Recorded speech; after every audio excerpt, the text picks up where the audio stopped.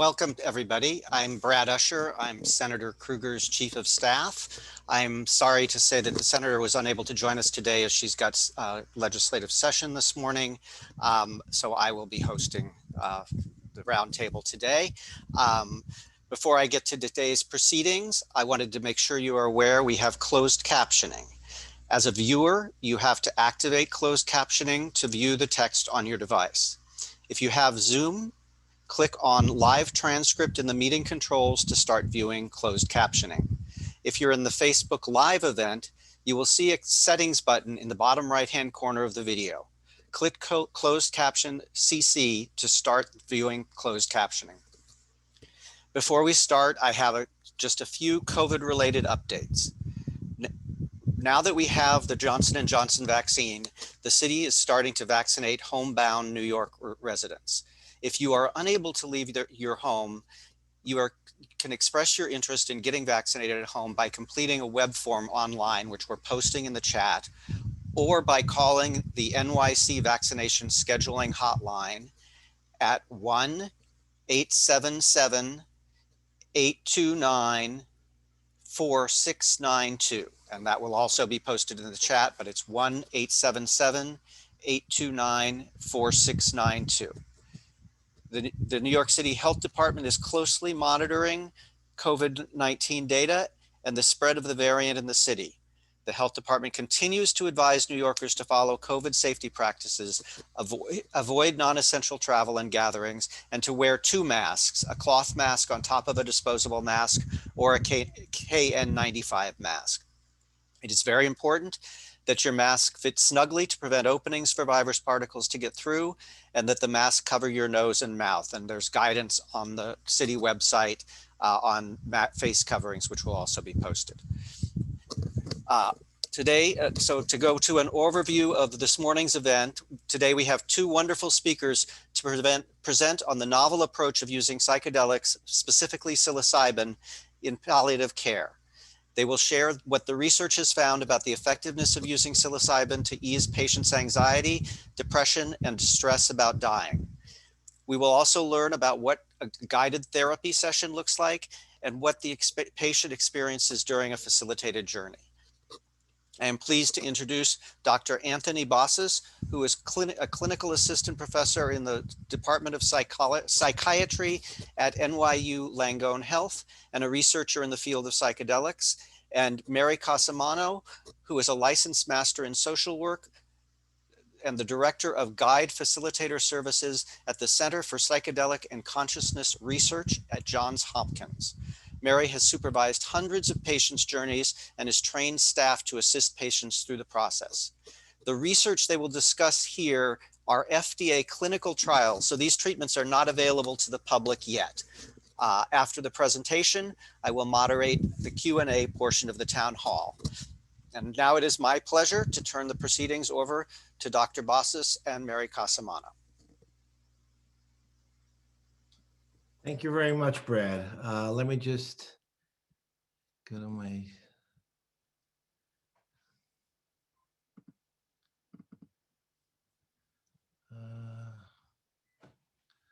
hold on, we're almost there. Whoop.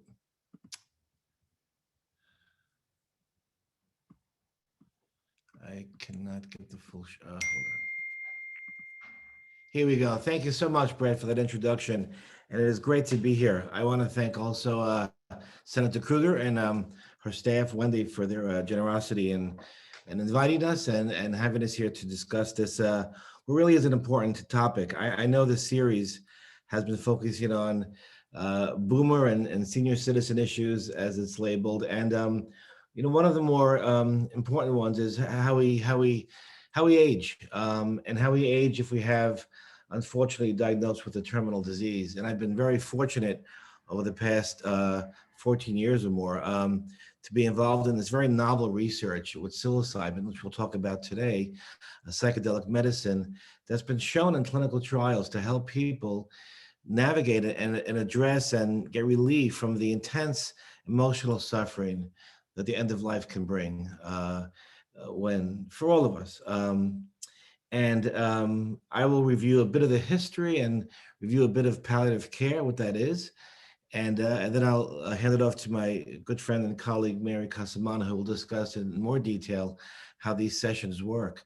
I know last time you had a presentation on palliative care from Dr. Morrison, so it's a good segue into all this. And I want to reiterate what Brad said in the opening, that these medicines are not yet available to the public, but they're in FDA clinical trials, and they're going quite well. We will discuss over the hour how this is proceeding, with the hopes that someday, within the decade, these medicines and this treatment model, which is very novel, and I look forward to sharing it with you, would be available to people who are suffering with psychological, spiritual, or existential distress after diagnosed with a terminal disease.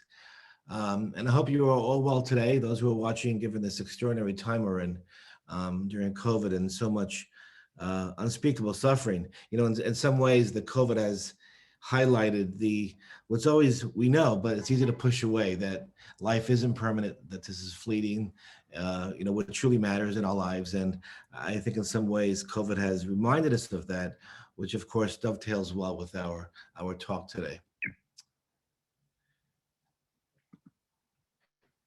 So I want to review a few slides first on how we don't die well in America. We're getting better though at it, and the discipline of palliative care before moving into the research itself.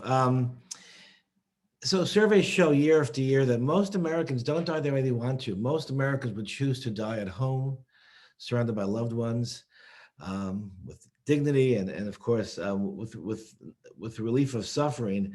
But sadly, in healthcare, many people die in ICUs and nursing homes. Not what we call in palliative care dying well or a good death, but actually complicated deaths. Things are improving in the country over the past 10 or 20 years, and Dr. Morrison may have mentioned this last month. There's been an improvement in the cultural conversation about how we die.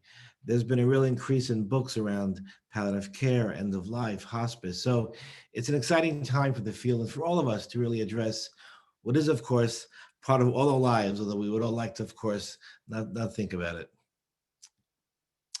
And it really is the most avoided conversation in medicine. I recently put the dates under these two articles I had been using for years in my slides, and I realized how many years have gone by, and it's still a bit of a taboo, even in medicine, of talking about the end of life. But again, we are getting better at it. And this research really addresses this unique form of suffering. And for those who don't know, palliative care is a very growing discipline, and the spiritual components are that it affirms life and regards dying as a normal process. It neither hastens nor postpones death. It integrates and addresses the spiritual aspects of who we are, and then encourages a life review to promote and recognize purpose, value, meaning, and those themes we're going to see throughout today's talks, because those are the themes and the experiences that we see come up in this very novel medicine that we're going to talk about. And for years, the government Institute of Medicine has been calling out for an improvement in how we die. And sadly, depression in the last year of life is still increased in many, many recent studies. We need to really improve end-of-life care in our country and, of course, across the world. Depression and hopelessness are strong predictors for a desire for a hastened death in end-of-life patients. And again, in our studies have shown that with one dose of this medicine, one of these experiences has been shown to reduce that desire for a hastened death as it reduces the depression. So we will talk about that as well. Let me just put this down so I can't see my slide. There you go. And a very difficult experience people have at the end of life, or could have, is demoralization syndrome, a state of hopelessness, meaninglessness, and existential distress. And that too is part of our research that we found incredible change in, again, after this unique therapy model. This is an interesting study done many years ago, where it showed the most important themes that people found helpful at the end of life. And over again, we find meaning making, and transcendence as two very important and powerful experiences that can help people at the end of life. And I'll point out throughout our lives, we're really meaning-making machines, humans are. And the sense of transcendence that can happen. seeing ourselves connected to something broader and larger than ourselves, has been shown in myriad clinical research to provide a betterment of the person's state of being. And in many ways, these findings form the foundation for our research, because the medicines we're talking about today really do provide a meaning-making and transcendent experience. Viktor Frankl, who many of you may know, I hope you know, is an incredible author and writer, and he was a Holocaust survivor. And he went on to form a meaning-making psychotherapy. And he wrote that meaning can be found in life literally up to the last moment, up to the last breath, even in the face of death.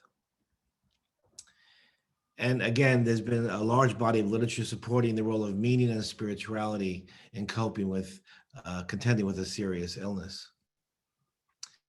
And again, Viktor Frankl, man is not destroyed by suffering, he's destroyed by suffering without meaning. I want to read one quote. Sorry for all the words on that slide, but it's an important one.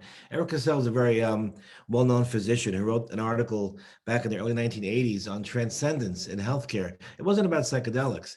It was a very popular article, and it went on to actually generate a book that he wrote about the topic. And I want to read just part of it, this incredible experience, what it could do for us. He wrote, "Transcendence is probably the most powerful way in which one is restored to wholeness. Everyone has a transcendent dimension, a life of the spirit. When experienced, transcendence locates the person in a far larger landscape. Such an experience need not involve religion in a formal sense. However, in its transpersonal dimension, it is deeply spiritual. The quality of being greater and more lasting than an individual life gives this aspect of the person its timeless dimension." And he goes on to wonder that, is this what people have lost as they die? When he sees people in nursing homes, are they just bodies without that spiritual dimension? And Cicely Saunders, who was the co-founder of Hospice, wrote, "You can find a degree of wholeness as a person, whether you get better or not, whether you suffer or not. And I've seen people find wholeness as they die." So to die, we can find healing even at the moment of death. Healing is independent of the disease, of the cancer. It's about the emotional experience of the person. And we can become whole again, even at the end of life. And Elizabeth Kubler-Ross wrote, "If you become whole again, you're healed."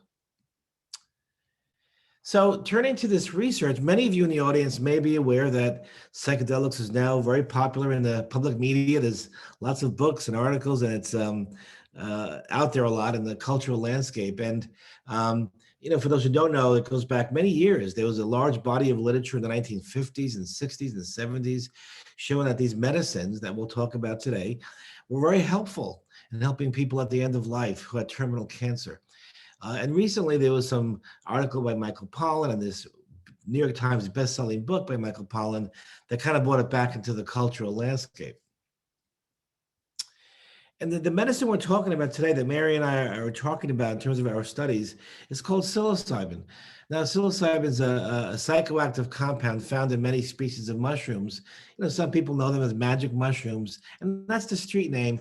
But this medicine and this chemical goes back thousands of years and has been used in indigenous cultures and elsewhere for healing. And now medicines begin to harness its potential benefits in research to help with a myriad clinical disorders, not just end-of-life distress, but addiction, alcoholism, depression, eating disorders. So it's really becoming a very promising potential and novel medicine for the relief of suffering.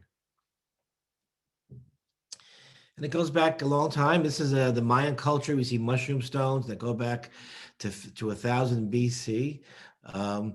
There's very strong scholarly documentation that we think in ancient Greece, there was a medicine similar to psilocybin called Gikion that was a psychedelic that people like Plato and others used in the famous Eleusinian mystery schools of classical antiquity. So there's really a long history in humanity of using medicines at times for healing and for these meaning-making and transcendent experiences. And the word psychedelic comes from the Greek, meaning to reveal soul or mind, to make visible.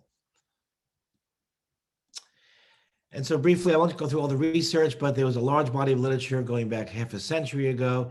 And then due to the cultural change of the 1960s, the medicines were unfortunately put out of the hands of research. They were actually legal back then for the culture. They were made illegal, which made sense given what was happening, but they also were taken out of clinical research. And for 30 years, there was no research on these medicines. Now we see promising research done at myriad medical schools around America and in Europe as well. And these studies showed over and over that people with advanced cancer who had this treatment model had a mitigated sense of distress and had an enhanced sense of spiritual well-being. So this is the important part. So how do these medicines work? So Mary's going to go in detail a bit into how the sessions go, but the medicine is taken once. Unlike all the medicines people are on, and many of us today in the audience are on, you take every day to achieve its desired effect. This approach is so novel. People take the medicine once or maybe twice in a very controlled, interpersonally supported session. And it's the memories, the insights of this 4-hour dramatic change in consciousness that we think is recalibrated in their view of life, of death, of their own suffering.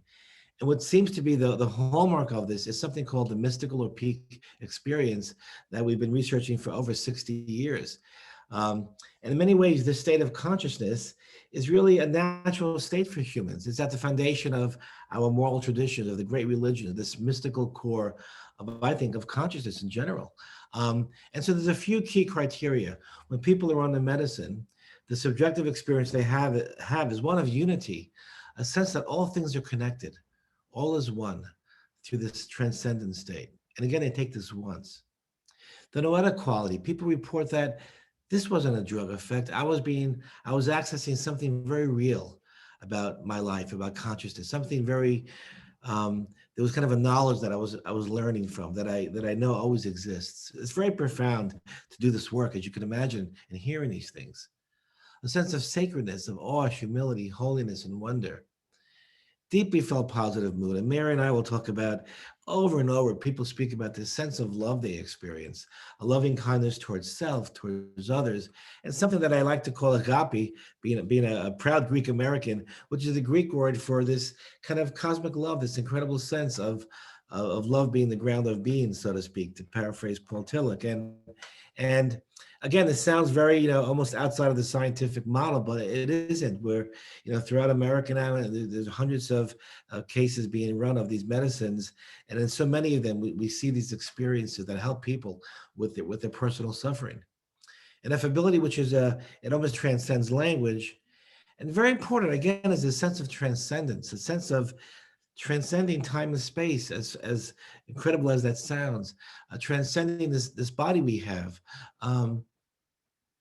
If you're dying of cancer or of any disease, and this body we have, this vehicle we have, is beginning to not work and will soon stop functioning, the insight these people have, the memory that maybe I'm something more than my body. I'm not my cancer. I'm something more complex. There's something more enduring about me or self or soul or consciousness. And maybe indeed there's something outside of biology as well that I connect to. These are the kind of narratives we hear over and over, going back, 70 years. And that's a profound gift for a person who's dying. And Albert Einstein, who I think was a mystic, wrote, the most beautiful and profound emotion we can experience is the sensation of the mystical. And again, I want to point out, these aren't just from the medicines. These are naturally occurring experiences as well. A recent Pew study showed that almost half of Americans report having these kinds of experiences, not in the 4-hour way that these medicines generate, but in more brief glimpses. And these experiences, the kind that occur naturally throughout history and the kind generated by this medicine, are very similar, as this study shows. That was done actually at Johns Hopkins, where Mary is one of the clinicians there.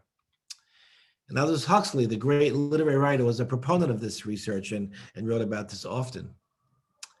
So let me get to our study. So there are many studies going on in America now and across the world with this medicine. Our studies at Hopkins and NYU picked up on a large body of literature from the 1950s and 60s and 70s, showing one dose, one session could generate this dramatic change in how people approach the end of their life. Our trial was, of course, FDA approved. These are government approved trials, and then explored the possibility that one psilocybin session, again, guided with someone there, it's an all-day session, and we'll go into detail a little bit more in a moment, could help people navigate the depression or anxiety or distress they may be negotiating as their life ends. I'm going to read you some lines. These are some quotes from people in our study. Many of these people have since passed away, and these are their quotes about their experience. This changed my life. I can't even imagine it, fear of cancer. I felt this constant state of becoming. I felt gratitude like I've never felt before in my life. I felt totally welcome. Death doesn't matter. Now think about that. A person with a terminal disease who is approaching a potential death would talk this way. Again, all these patients, over and over, hundreds of them, and all these trials, don't come out of this altered state of awareness and say, oh, that was a drug effect. That was temporary. They say something like, that wasn't just a drug effect. It was about the experience that I know is somehow part of who I am. It's very powerful work. Unless you're afraid of death, death is part of life. This is one person who was actually in remission. Most people in our trial had advanced cancer. One or two were in remission, but had crippling anxiety. And this, of course, was her quote. Let me just move forward here a little bit. And everything is love. And well, Mary and I will talk about love a little bit because we hear that a lot in these patients' experiences. These are some of the things we're measuring. Depression, anxiety are the most important ones in our primary research scientific papers that was published. But we're looking at forgiveness and other quality of life in these patients. That's the room where the research is done. It's a very lovely looking living room-like setting in a hospital, but it looks like not a hospital room. And the person lays on the couch after weeks of preparing them for the session, and they take the medicine and lie on the couch. And for about 6 hours, they're lying and going into this experience. And so there's a set and set, which Mary will go more into, which is really the mindset of the person, and how it's done is so important. And the intention matters. Why is someone taking the medicine? And we help them to trust themselves, trust their own wisdom, trust us, the therapists, as they move into the unfolding changes in consciousness, to let go and be open to all that arises. And after the medicine session, there are integration sessions where we explore with them what happened and help them, if needed, to apply that to their life. I want to show you a bit of scientific slides. I hope it won't be too boring, but it's important. So if you see the vertical line coming down, this red line where it says drug administration, the day after the drug administration, the pink bar, which is the placebo, which is the psilocybin group, had this incredible drop in anxiety and depression, where the blue bar, which is the placebo group, did not. Those white numbers are called effect sizes. They're very large. The bottom line of this this graph is that in one day, the people who had the psilocybin session versus the control group had a profound change in anxiety and depression. And again, in this slide, again with depression, I'm going to move a little quickly through these. But over and over, and these are changes we don't typically see in psychiatry or mental health or medicine, these dramatic changes in depression, anxiety. We also saw changes in demoralization, that awful construct I spoke to you about earlier, and hopelessness. The pink is the psilocybin group and the blue is the placebo group. And we see an immediate drop in the people who had psilocybin. And so there were no serious adverse effects in our trial, nor at Johns Hopkins. It was a feasible study, as we pointed out. The publication was very well accepted. Up to 80% of the participants had clinically significant changes in depression and anxiety, lasting through 7 weeks and likely to the end of the 9-month trial. We recently followed up 4.5 years later. 4.5 years later, those who are still living, many have died, and they still reported these dramatic changes and improvements in their life. And again, the benefits were correlated with this experience, that mystical experience I spoke to you about earlier. What is it about that experience? It leads me to believe, and this is my editorial here, that humans are wired for meaning, that we're wired for some incredible connection. And these medicines and these therapies have a way of generating that experience. And so that was our papers. It was kind of front page, New York Times, and kind of a big scientific splash. I want to read you a few lines from a wonderful patient who I had the privilege to work with. You may know Patrick from Michael Pollan's book and from some public press that was put out. Patrick sadly died about a year after the study. I had the privilege and honor to work with him in his session. And he had a very, very difficult cancer and a very difficult chemotherapy. I want to read to you just a few of his words that he wrote about his experience. This is about after the medicine began to work. From here on, love was the only consideration. Everything that happened, anything and everything that was seen or heard, centered on love. And this wasn't some hippy-dippy guy coming into the trial. This is a regular person, actually a journalist who had this experience. It was and is the only purpose. It was so pure, speaking of the love. The sheer joy, the bliss was indescribable. And in fact, there are no words to describe my experience, my state of this place. I've had no earthly pleasure that's come close to this feeling. Now, Patrick had a very full life. He had a lovely wife. He was a very productive journalist. And all experiences aren't always so easy. I want to point out they're all not easy. They can be difficult as we encounter our interior. But very often we see these types of experiences. And he says, I wonder if man spends too much time on things unimportant, trying to accomplish so much when really it is so simple. It all came down to the same thing, love. He talked about his cancer, how he experienced this kind of wisdom that the cancer wasn't the most important thing in his life. It was about his relationships and it was about love. And he concluded by saying, undoubtedly, my life has changed in ways I can never fully understand. But I now know that I have an understanding, an awareness that goes beyond intellect, that my life, that every life, that all is the universe equals one thing, love. And that was Patrick's quote you see on the screen. Birth and death is a lot of work when he began his experience that day on that couch at NYU.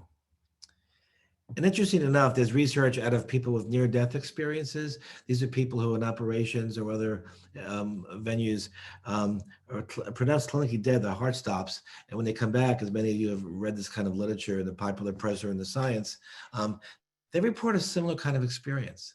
So it leads us to believe in terms of scientists studying these states of consciousness, what is it about these states that seems similar, that people come back and say, it is about this connectedness, this transcendence, this experience of love. Thich Nhat Hanh, the great Zen monk, wrote, our true nature is the nature of no birth and no death. Only when we touch our true nature can we transcend the fear of non-being, the fear of annihilation. And Albert Einstein, again, science without religion is lame. Religion without science is blind. Just pointed out that this really is kind of a marriage of the sacred and the science, not religion in an organized sense, but the language that we hear in spirituality that we hear in these scientific studies. And this person was a Nobel-winning neurophysiologist who says, Sir John Eccles, I maintain that the human mystery is incredibly demeaned by scientific reductionism, with its claim that materialism can account for all the spiritual world in terms of neuronal activity. And he was a very famous scientist. We have to recognize that we are spiritual beings with souls existing in a spiritual world, as well as material beings with bodies existing in a material world. And to close up, it's not only, it's pervasive, these experiences. Many astronauts have these experiences when they go to the moon. It's called the overview effect. Standing on the moon or in the spaceship, they have this incredible peak or mystical experience that occurs naturally. There were no mushrooms on the spaceships. And Edgar Mitchell, on the way back from the moon and the Apollo 14, had a very powerful mystical experience that he wrote about. And when he came back to Earth, he's devoted the rest of his life, he died about 5 years ago, to researching the science of these states of consciousness. He wrote about the biggest story was on the way home in my cockpit. Every 2 minutes, I saw the Earth, the moon, the sun. And that was overwhelming. And then he had this incredible change of consciousness. And I realized that the molecules of my body of the spacecraft, of my co-astronauts, were prototyped in some ancient generation of stars. And he goes on to talk about this sense of oneness. And he came back to Earth and spent 40 years devoted to understanding what are these states about that occur naturally to people on Earth, with these medicines. Astronauts report them. It's an incredible discipline in scientific research. And so in closing, the implications of all this is that it can improve how we die. We're a few years away from having these medicines rescheduled, hopefully. We're still in clinical trials, but it's very promising what they can do to improve emotional and existential well-being, to increase capacity for appreciation of the time living. Many people say that they don't have that experience of consciousness continuing in some form, but they're grateful for the one life they did have. And expressions of peace and intimacy and forgiveness. And also, these studies can help us understand the neuroscience of these experiences and applications for PTSD, for addiction, for other therapies. And for understanding what is consciousness, we don't know. Are we wired for meaning? And if we are, why is that? Why is that? Thank you very much for listening. I'm very proud to hand this over to Mary Casamano, who one of the best there is in this field. So Mary? Thank you, Tony. Get my slides up. Do I stop sharing, Brett? I mean, Yes, you need to stop sharing so she can share. There you go. There you go. Thank you. I'm sorry.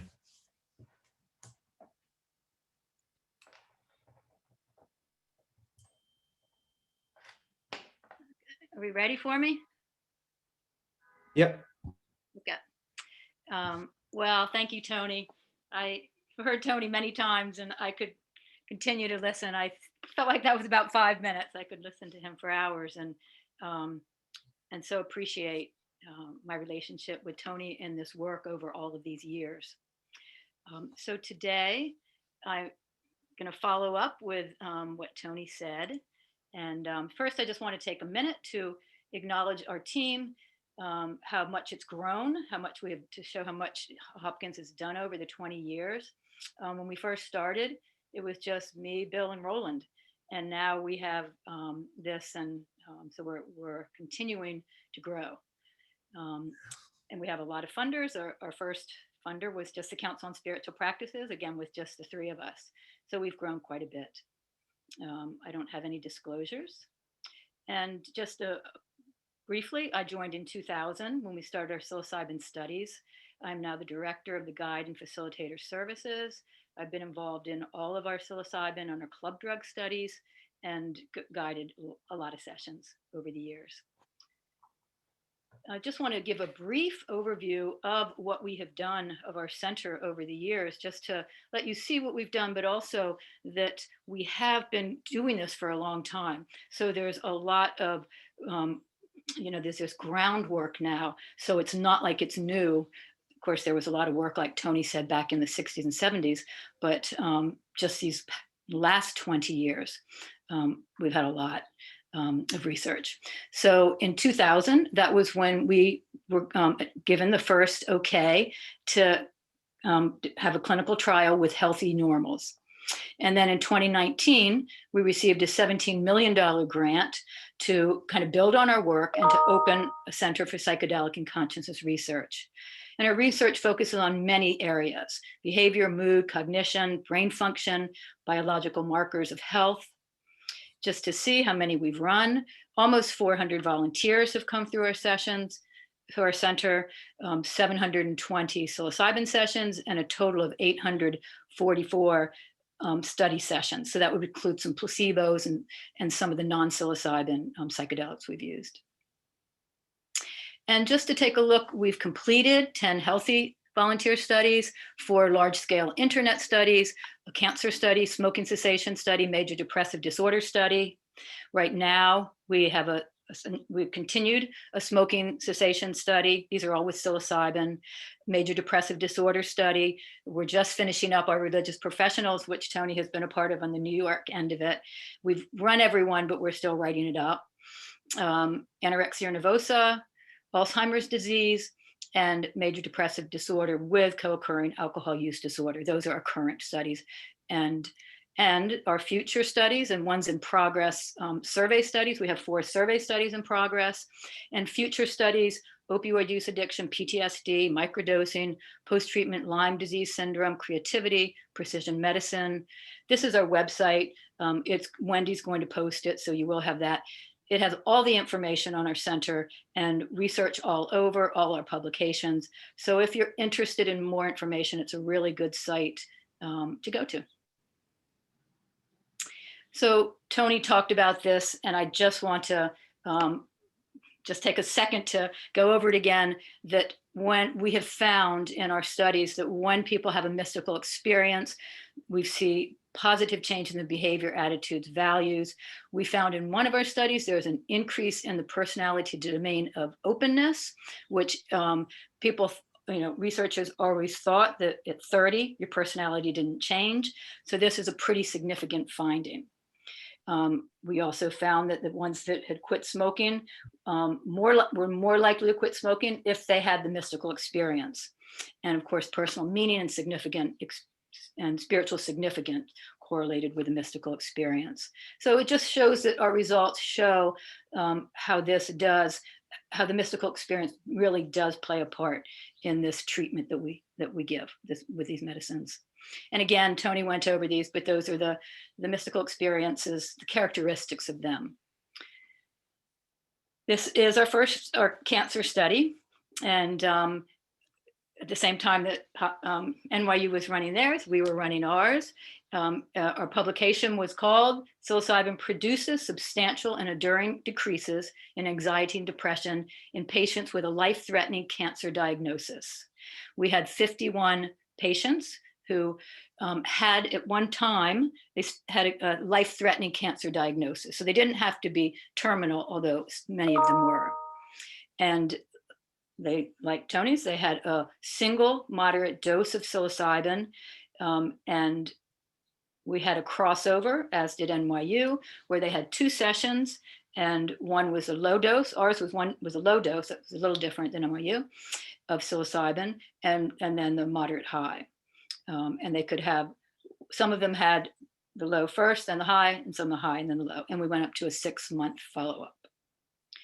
And well, what happened? Okay. Oh, I guess I'll go here. So what we found, or what I found, is that when people came into our study with a cancer diagnosis, they often seem disconnected, just kind of from, Tony talked a lot about that, from their place in the world, but really more importantly, from themselves. What had given meaning to their life now seemed meaningless. Things have changed inside for them, often dramatically, loss of hair, loss of their jobs, weight loss or gain. So it's like, who am I now? I did a lot of administering of the assessments when they came in. And one of the questions was, do you feel empty inside? And as I was going along, I just thought about how many people said yes to this.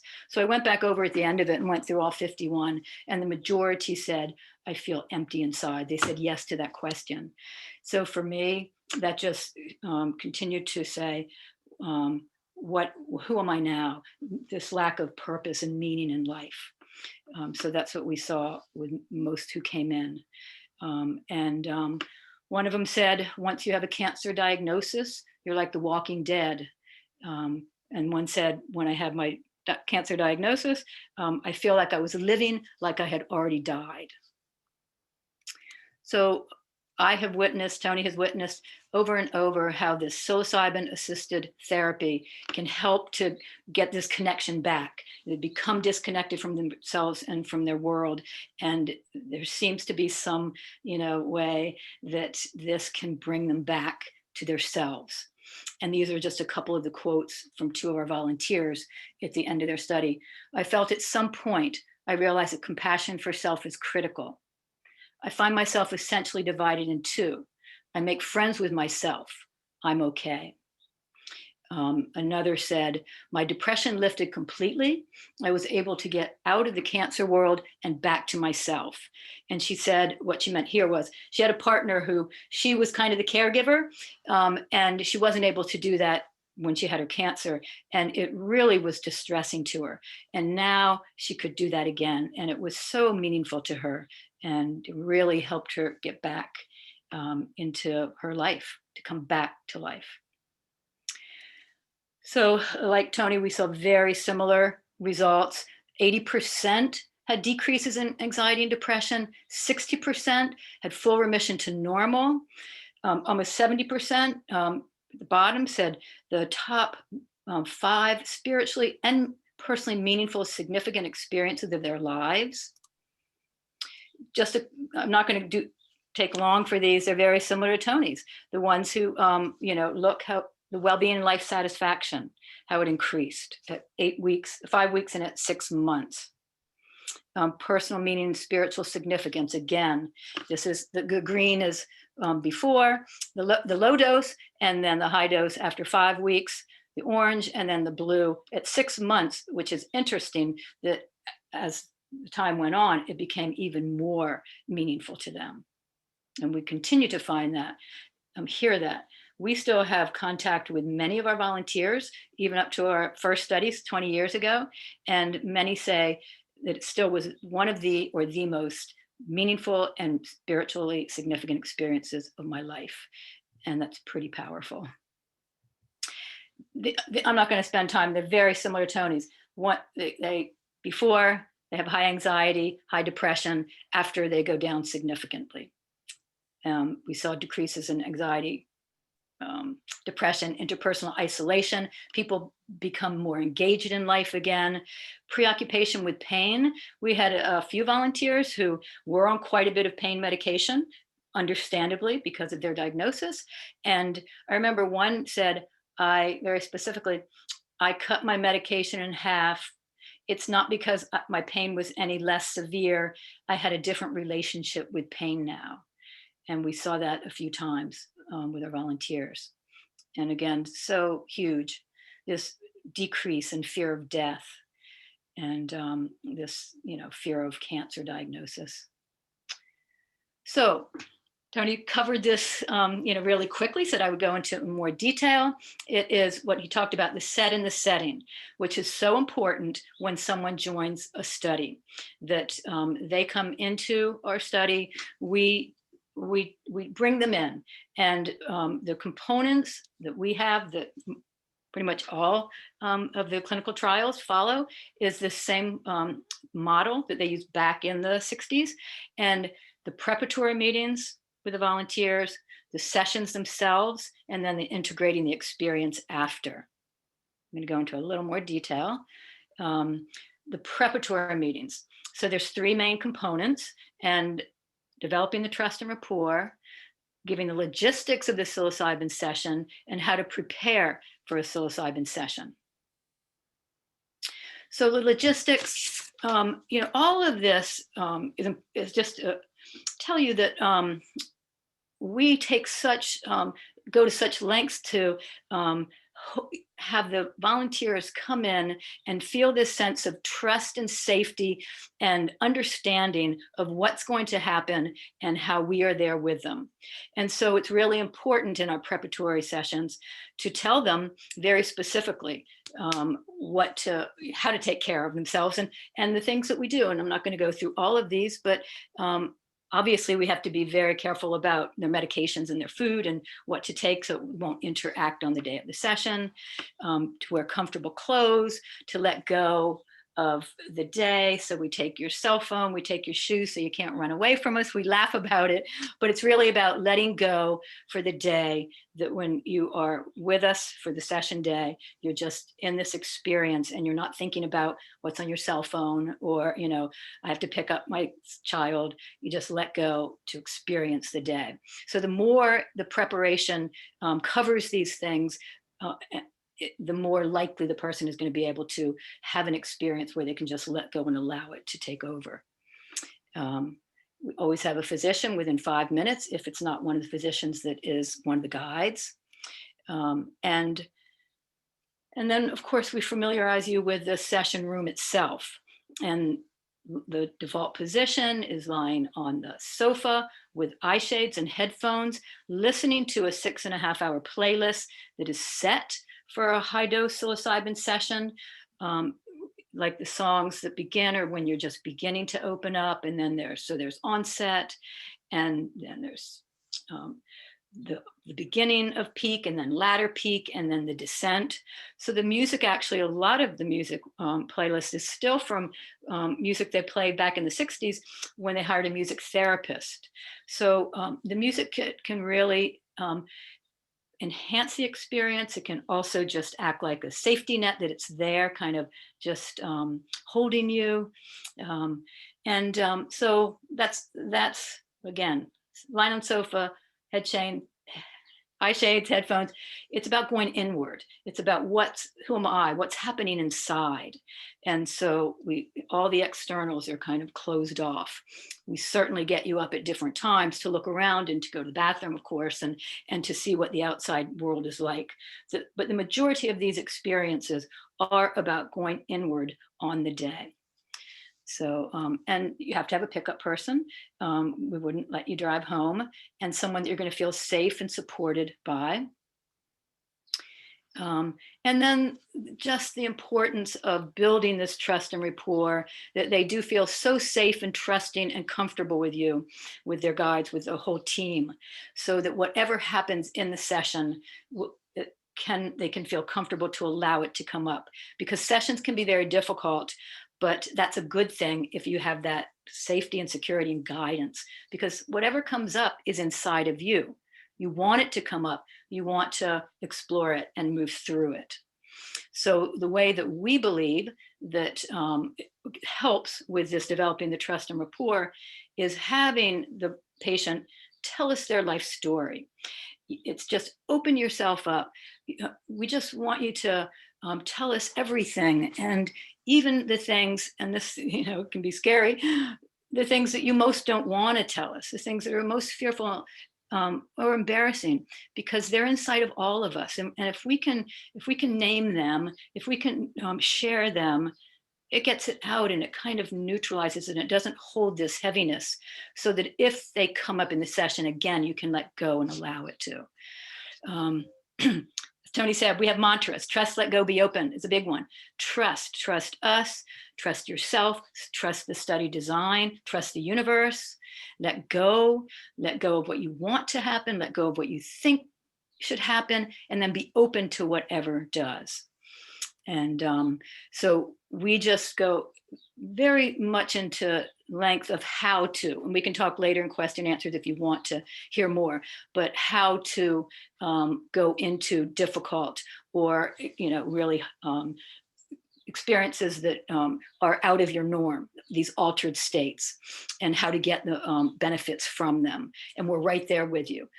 That is the most important thing. We are right there with you. You are safe, and we're there to let you know, and just to guide you to have your own experiences, to find your own answers, because the answers are inside of you. This is what one of the volunteers said on the value of the prep. As I was in this moment, I have awe, beauty, gratitude, humility, all at the same time. I laughed. This was during her session.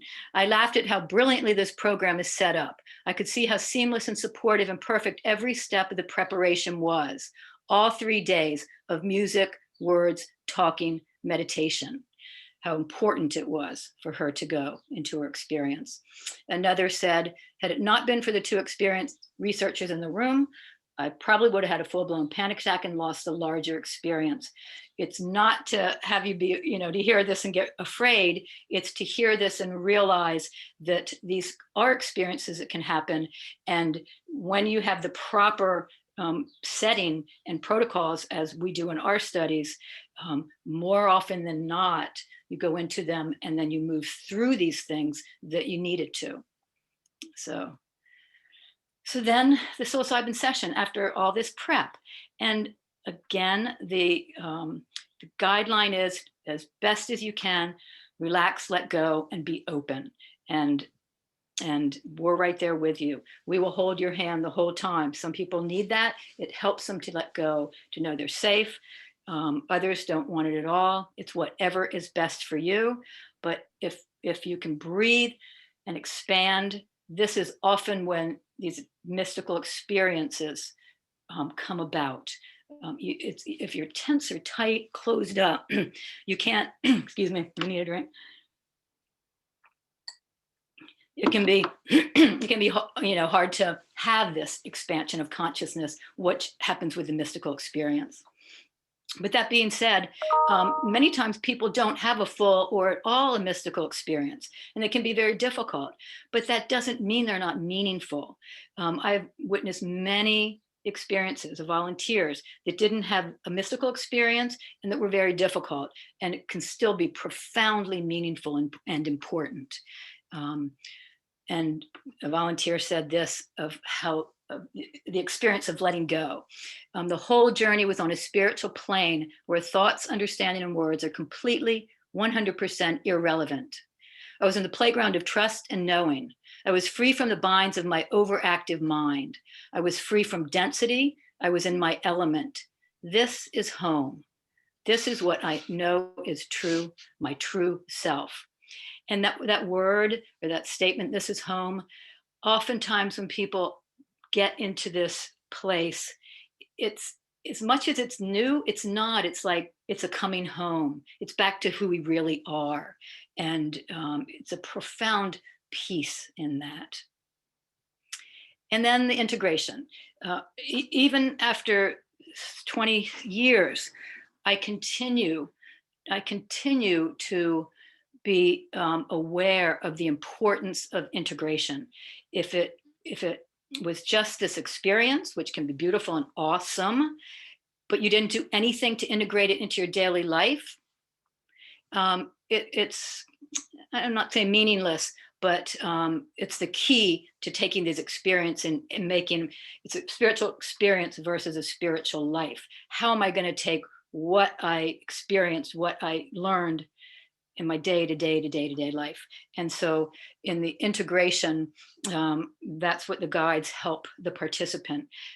They write a session report, and before they come back for integrating the next day, and the session report captures their experience and they read it. And as they're reading it, we go through it and, oh, wow, and yeah, it's easy to dismiss these experience when you go back into the inner world. And it's about remembering and how can I integrate it? And we talk about lots of ways and what's going to work for you. Themes that we hear, as Tony said, all the time.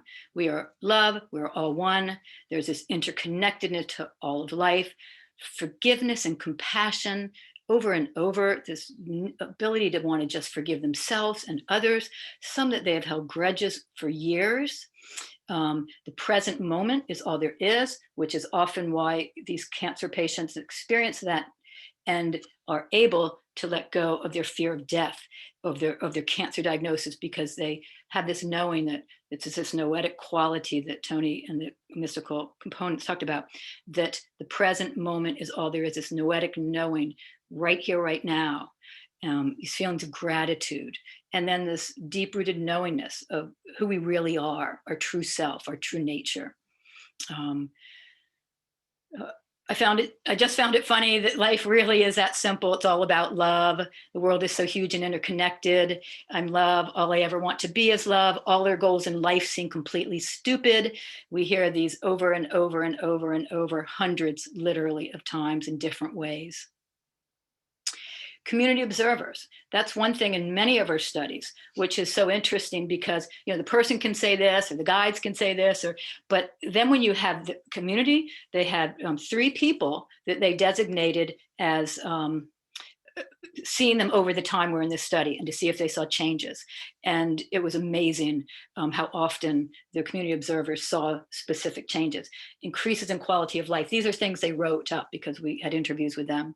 Increases in compassion, love, and forgiveness, and patience, priority shifting, decreases in petty things, increases in core sense of self. So they literally saw these changes in their the people, their loved ones, the people who sometimes was their co-workers.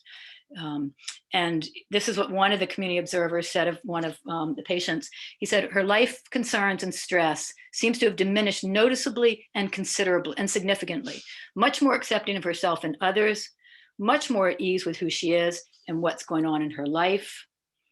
And this was from the wife of one of the cancer patients. She said the experience that her husband, had as part of the study remained meaningful to him and helped him make sense of things as he got closer to the end. And she talked about the playlist, which was very profound for many people, especially remained important to him.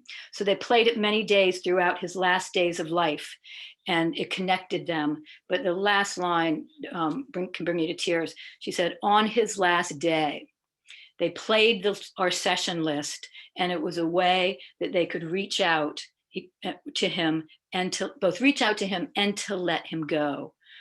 And when he couldn't talk, it was a way of connecting to them. So, it's very meaningful and helpful to the caregivers, the loved ones also. This is our session room. And again, sofa.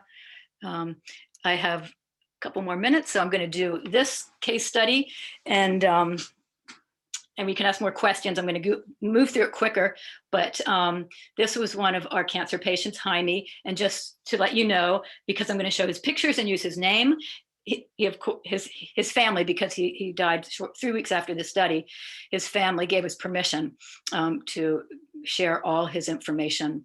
And so he was 61 years old, male, born in Mexico, married, 2 children, 3 grandchildren. He came into our study. He was given less than 6 months to live.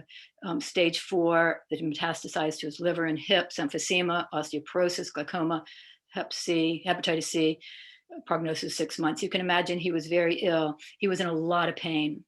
That's Jaime. So there he is. He was a delight. The preparation meetings were delightful, and they were difficult because he was in so much pain the whole time. But then when he would start talking and share his life, his eyes would sparkle. He just had this energy that just filled us and filled the room. He was a very spiritual man, and he was a very kind and just a gentle man. So our preparatory meetings, like I said, they were difficult because of the fear. He had a lot of fear and anxiety. His fear and anxiety was around leaving his family. He said, I do have fear of death, but it's more of leaving my family. And they were having a very hard time with it. As you'll see after his daughter and his wife spoke, they did not want to let him go. And that was very hard and painful for him. So he was a storyteller, a character. His first session was a low dose. He was in a lot of pain. It was very difficult because they can't take their pain medications 12 hours, 6 hours before, 6 hours after. And so, at the end of the first session, I thought, I don't know if he's going to want to come back. That was such a painful day for him. He didn't have a question. He was ready to go. He had his second session. And this is what happened in his second session. He just began to just relax and then breathe. And you could just see him, just this letting go. And then this picture of this waterfall, it was in front of him. And at one point it just came alive, and it opened up. And I'm going to read how he said it. He said that he spent a lot of time looking at that picture. There was an intense light in the sky, and the sky opened. The mountain turned into a woman, and the light on her face, and the light was God. I knew it was God. It was there in the picture, making it come alive. He came to him too, and he told them that without a doubt that God is real, that God exists, and that life goes on after human death.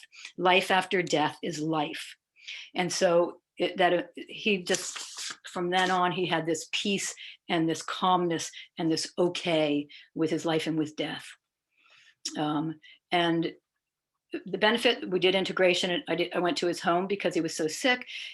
He just, I went there, and the first day he's sitting on the porch in the sun and he's writing, and he couldn't write well because he didn't like to write, but because he was so energized and so in awe. He said, I have to write about my experience. I have to write a book and tell people about it.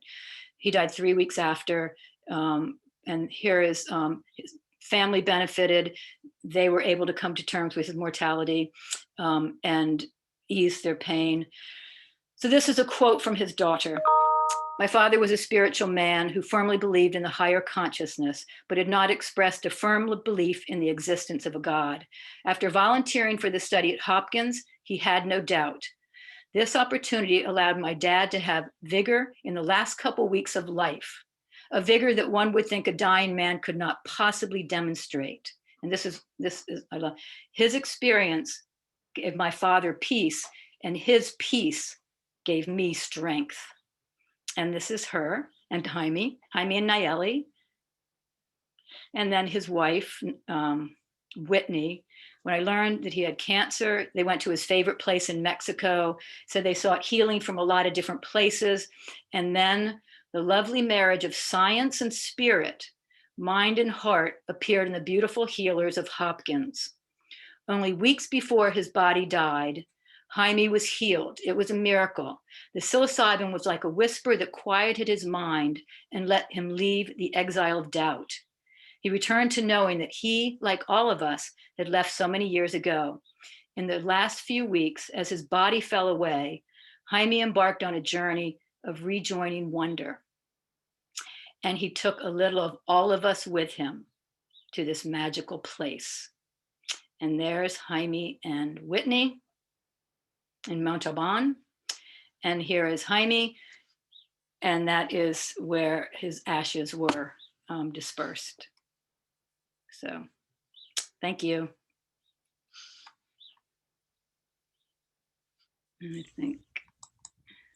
Thank you. Thank you both so much. That was really informative and inspiring in some ways. And I do have, we have gotten a number of questions. I think I'll actually start with, a lot of people want this now, which obviously they can't have, which I guess is what happens when you see some of these stories. You talked a little bit about research that is going on now. Are there particular topics that you see being investigated more in the future as well? Go ahead, John. Oh, you're on mute. Yeah.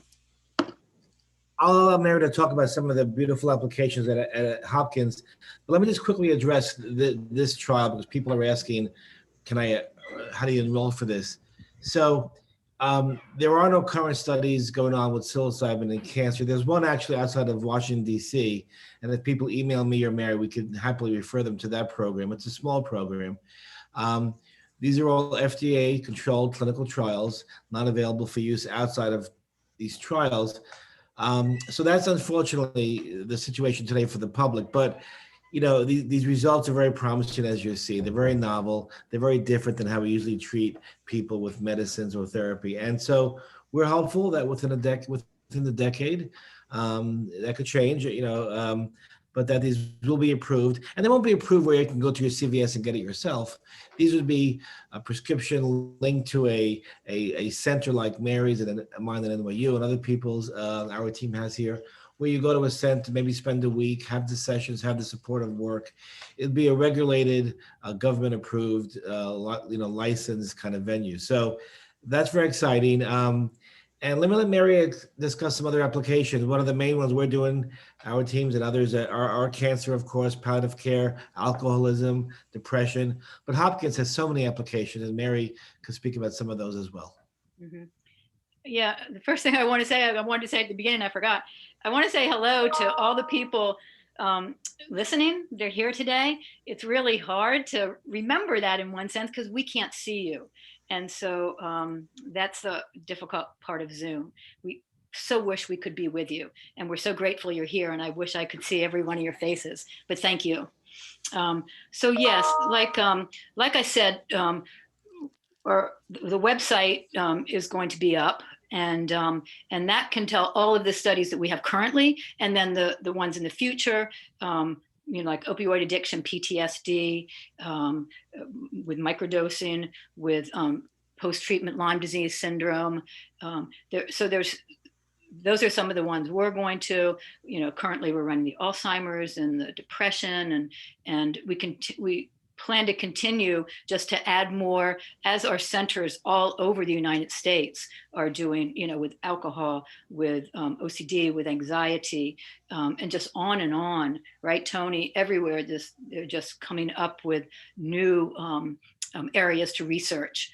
And it's not like, you can say, oh, you have this and it can take care of everything. Well, yes and no, of course.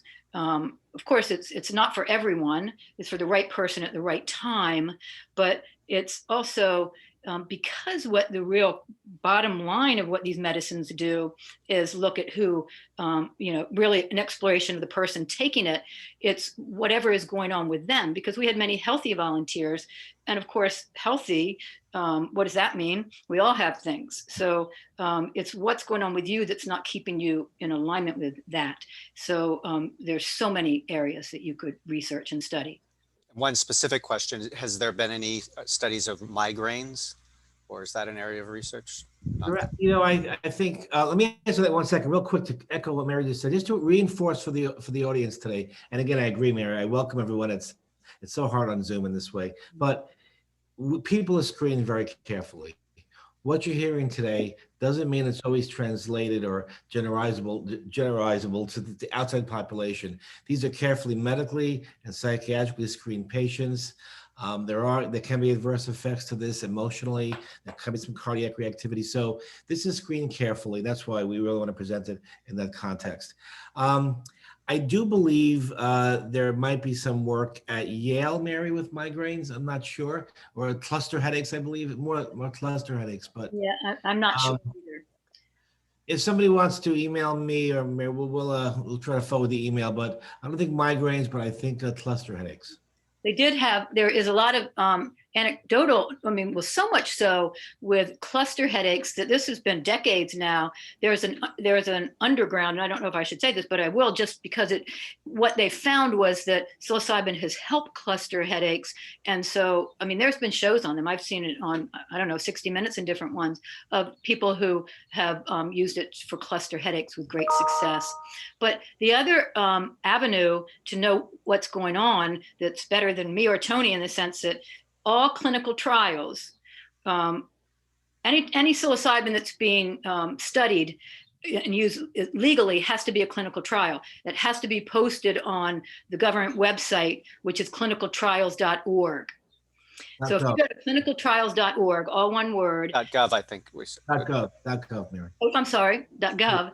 And in the search bar, because you want to narrow it, because there's thousands of studies, you would put whatever. You could put migraine and psilocybin, migraine psychedelics, and then it would bring up any that are going on or are going to be happening in the United States and some overseas too.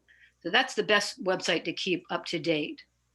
Okay, and since you mentioned screening, that brings us to another question that we got was, does psilocybin have side effects? You had mentioned the possibility that you can't take paid medication, so clearly there are some rules. What are the side effects that might either need to worry about or might get somebody excluded from a study if that's an easy? You can't take your pain medicines. People can't take their pain medicine if they want for physical pain. It's a large question. The most serious adverse effects are the emotional ones. Again, Mary pointed out so clearly, it's the session, it's the setting, the way they're prepared, the session itself. And even then, there can be very difficult stretches as we move into our interior life. So much we hold. But when done outside of that, the adverse effects can be very dramatic and done in a set unreliable. People have psychiatric histories that are unmonitored. Medically, it's a fairly well-tolerated drug, but always the contraindication with any medicine. There can be cardiac reactivity, there can be increased heart rate, increased blood pressure. So we manage people who can't be in the study if they have uncontrolled blood pressure. Certain medications are contraindications, certain antidepressants. So again, clinical trials, safety, efficacy, and we hope within a decade these are available in clinical settings, palliative care, hospice, and other settings for people to have the therapy. But we do want to point that out. Got it. And that we now have some questions about the sessions themselves, and I think this is a good, another good segue. Why guided sessions? This is counterintuitive for someone of my generation who an experience would not expect nor require guidance. Why not permit the patients to do this with chosen friends or in a situation of their own design? Yes, that's a really good question, and really understand that. And many people have these experiences. We know that, not in the setting that we have, and have meaningful experiences. That's over time, we know that. But a couple of different things. One is, I believe that in our design, you're more likely to have a meaningful experience. But also, this space that you can go into can be very difficult. It can be harrowing. You can feel like you're dying, literally. You can feel like you're going crazy. You can just fear or deep grief. And if you don't have someone that can say you're safe, you're okay, that really knows that, it can really be difficult to be in that space. So it doesn't mean it's not going to work, but there's a lot of chances you're taking. Tony, you probably want to talk a little more about that. No, you said it beautifully. People see all the joyful narratives, and there's quite incredible insights that are had. But typically, my experience, and I think Mary would agree, typically those insights of connectivity and wonder and peace of who they are happens after a journey through some suffering, because suffering is in all of us. Regrets about our lives, conflicts in our lives. There's so much grief in the world. So, and for these people who have an end-of-life disease, so it is difficult. And as Mary pointed out, if you're in that difficult, very disembodied state and you're anxious, to have someone there assuring you, helping you, that's all the difference. Without that, it can be very, very harrowing. Yeah, and one of the other questions was, have you found anyone to have negative reactions or experiences in the sessions? I'm gathering the answer is yes. And then I guess I'll say, obviously these have been it obviously seems to work for a majority of people. Are there people for whom this is more traumatic and not productive, or? Oh, sure. And not, like you've seen how many we've run, so that I've experienced personally with these, a large number. There are a few who have had no benefit at all, but that is really, very few that have had no benefit. The majority have benefit, but more even have a pretty profound and significant. So there's all the levels of it, but no one has ever gotten worse in the 20 years. We have not seen that. The only, and I don't say really worse, but the one thing we have found in our chronic depression study, major depressive study, people put, and this is another an important thing that we do discuss in preparation. People can put so much, they hear this and they hear all these beautiful experiences and transformative that people have. But, when people have these experiences, they expect now I lost my train of thought. I forgot. I think I've got it sort of, which is, if your expectations are too high, yes, for what is going to happen, thank you so much, then you might be disappointed. I mean, as often happens in life. That's proof we're all connected, because Brad just finished what Mary was going to say. Exactly. But a little more depth of that. If someone comes in with, depression that they've had for decades, and they've tried everything and they've heard all about this, and they think that this is going to be it, it's their last hope, and then they don't have that, or they don't have what they thought they should have or wanted, it can take an adjustment to go on, because so We do tell people to try to monitor your expectations. Yeah. I always quote the Rolling Stones song, you may not always get what you want, but you'll get what you need. We want to have people come into a blank slate. And our data at NYU and Hopkins, and there's so much research out there, well done, that about 2/3 of the participants so far have, roughly 2/3 have this mystical peak experience. But there are other experiences as well, kind of a psychodynamic review of one's life, an interpersonal revisiting of conflicts. So there's many ways that it seems to benefit. But again, they're not always easy. And there's a Greek word I like to use, skatamalipi. It's a beautiful word that is a combination of joy and sorrow. And so often people speak about this grief in the world around us, how we treat each other, how short life is, the planet. And you get these, they're happy to be here. There's so much gratitude, but life is complicated, isn't it? There's a lot of suffering. This last year has been horrendous for humanity. And so, but there's kind of an acceptance of that as bad as it gets, I understand that's the way it unfolds, and that's incredible to hear as a scientist. And that What was the word, I've Tony? always What's I've that always word? used that Rolling Stone song as part of my therapy, my self-directed therapy. So. Yeah. Tony, what was the word? Katamalipi, it's a Greek word, and it means joyful sorrow, sweet mourning. It's this integration of Love that. like a melancholy that, is part of life. How can you not have melancholy? Even if you're in a wonderful space in your life, there's a lot of complexity here. Yeah. And people often talk about this kind of acceptance of sorrow as well. That it's joyful, but it's a joyful sorrow. It's poignant to hear over and over again. I know Mary hears that in her studies as well. Yeah. Yeah. You talked a lot about the process of the sessions, but do people go through this more than once in terms of like, okay, there might be multiple sessions involving it, but is this something that someone would repeat at a later point? Mhm. So that also is a great question.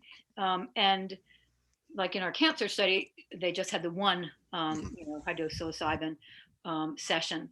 But that's not saying that someone only needs one session, that more couldn't be helpful. But, there's no research on what that means, who might need another one or when. But we certainly have had many of our studies that have had more than one session. In fact, our depression had two, high dose psilocybin, and our anorexia started at two, and we went up to four. We have now gone up to 4 sessions. Wow. So it really is something that is still in the research stages. And yes, one person might need one dose for the rest of their life. Another, it might be helpful for them once a year. Again, these aren't everyday things, and it's not like they're addictive either. So yes, that's still a question. Tony, Oh, good. Oh, good. No. So someone asked if you could speak more about the study of religious people and if they experience the same feeling of love, unity, meaning. Right. So, unfortunately, and I hate to tease the audience, that isn't published yet, and it's kind of under wraps. That's still ongoing. It'll be published within a year, and so I can't report findings yet, but I imagine the audience can imagine how those are going. And without speaking about that study that isn't published yet, I'll speak to the broader aspect of that. These experiences seem to be spiritual in their language. They're also not. I mean, Edgar Mitchell, the astronaut, and the scientist I showed you, but you can speak about it in a secular term or a spiritual language. It doesn't really matter. They're just words. But whatever works to describe these experiences, the foundations of religions all probably talk about this experience in some way. Most of the major wisdom traditions, religions, grew out of some kind of mystical experience by a person or persons. It's not to say these are the exact same, or they were using these medicines. Obviously, they were not. But it behooves science to understand what are these experiences. What is all this? Why do these happen naturally, or with these medicines? So I can't speak about this study, but the whole idea of spirituality is so important. And I love Einstein's quote, religion and science. It does seem we're moving back into an era now, hopefully, where we could learn from the scientific model, but also of other models of subjective experience, of of other things that we, aren't scientific but are philosophical or spiritual in nature, what we call even qualitative models of understanding people's experience. So long answer to say I can't tell you about that study yet. Okay. Stay tuned. It's Yeah. going to be hot off the presses soon. A question, well, this is more something I was kind of curious about. I'm gathering not everybody has, you talk about transcendent experiences. I'm gathering not everybody has those all the time. Are there differences in the benefit? And obviously some of that is self-definitional. I might define something as transcendent and somebody else might not. The is there a difference in how that plays out in sort of benefits, or is there something short of transcendence that still reshapes the way people think, I guess? Mhm. I'll say them quick, then I want to hear Mary, because Mary's going to have a lot to say about this as well. Just quickly, there are different experiences. One, the most obvious one people hear about culture is aesthetic. Things look great, sounded great. That's lovely, but it doesn't give you meaning to change your life experience. There is a mystical category that we're talking about, but there are these what we call, I mentioned earlier, kind of a psychodynamic, psychoanalytic, autobiographical review of one's life. So it may not have that transcendent dimension, but people are reliving, revisiting their life journey, their childhood traumas, possibly, relationships that went bad, people who maybe abused them, and cultivating forgiveness. So that may not be transcendent in that way we're discussing it, but that revisiting of one's life, that finding meaning in the life we lived, that's very, very profound, although maybe not so mystical as, again, these are just words. Mary, you want to add to that? Yeah, very, really just what you said, Tony. I mean, as I said a little bit earlier, we do find that the mystical experience, more likely they are going to have these meaningful experiences.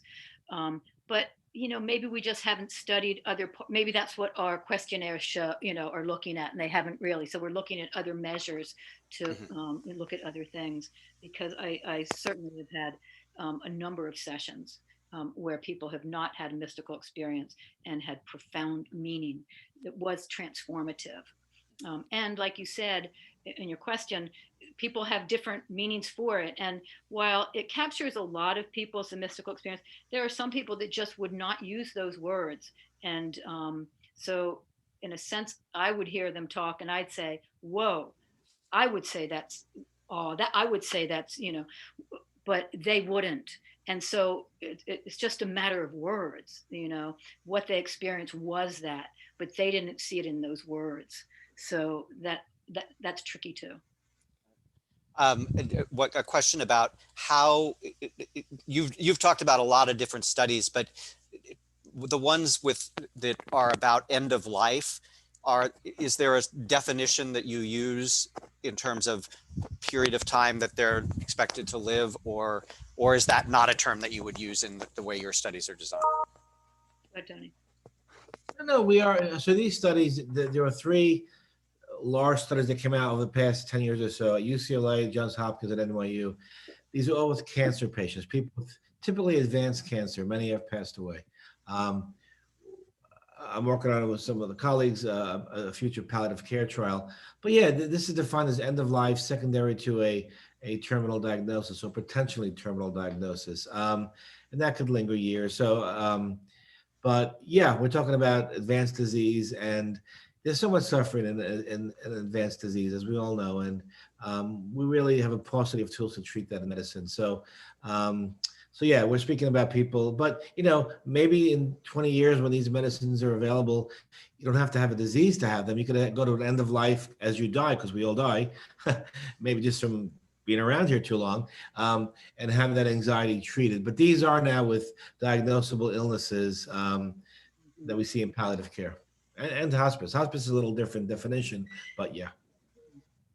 And somebody asked about the differences in results between high and low doses. The question was, they seem small. It seemed like some of them were more significant, but any findings about whether, let's say someone would prefer the smallest dose possible? Is there a reason to believe that that's that's similarly effective, or are there real benefits to the higher doses? In the early years, they used it, as Tony was talking, in low doses to bring up more of the psychodynamic.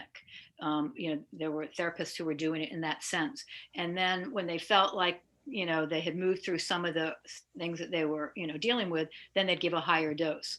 But, personally, from what, experience and what we've, talked with over the years, you know, there can be benefits to both, but on the higher doses, you're more likely to have these, mystical transcendent experiences, that can be life changing. What are your thoughts on Yeah, that? yeah, the purpose of this model, devised in the 1960s, was to generate that mystical peak experience, and that took a moderate to high dose. There was an approach called this is called psychedelic treatment model. There was something called psycholytic back in the old days, where these drugs were legal, by the way, legal for therapists and for the culture at large, where people use it in psychoanalysis at a very small dose, and then had their therapy sessions to facilitate unconscious material to come into consciousness. If you Google Cary Grant, the great Cary Grant, for the younger folks in the audience, they will know who he is. For the rest of us, we know who he was. He had LSD, psychedelic psychoanalysis, and wrote about it publicly. And to the day he died, it said it changed his life. That before that, he was a bore, an imposter, a womanizer, not a good person. And then he said it changed everything. So there was a large body of work to do this low dose psychotherapy. These days, it's mainly this large dose to get that experience, but there are people researching so-called microdosing, but I really can't speak to that because I don't know the research on it. There's no really studies yet, but people speak about it a lot, but people should be careful. Whatever they hear may not be true. Okay, got it. Well, we've reached the end. I want to thank both Dr. Bossis and Mary Casamano for this very interesting presentation. We're also going to be sending out in follow-up materials and posting on the website some videos of patients who if we didn't have so many questions, we might have shown one of those, but they're about 5-minute videos that give you more of a sense of how people have experienced these treatments. Move it just to let people know, we will have our next event will take place Wednesday, April 7th from 7 p.m. to 8:30 p.m. and that will be on ranked choice voting. That's the new method for city elections that will be used in the June primaries. So everybody needs to know how they're going to vote,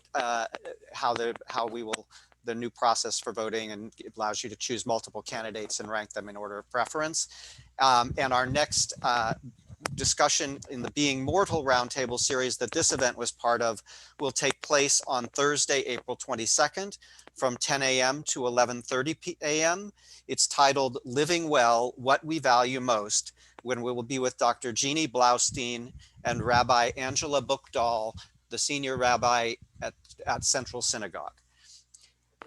Please remember to stay safe and protect yourself and others. If you have to go out, and to wear 2 masks, a cloth mask on top of a disposable mask or a KN95 mask, and remember to wash your hands. Thank you everybody for participating and have a good rest of your day. Thank you, Brad.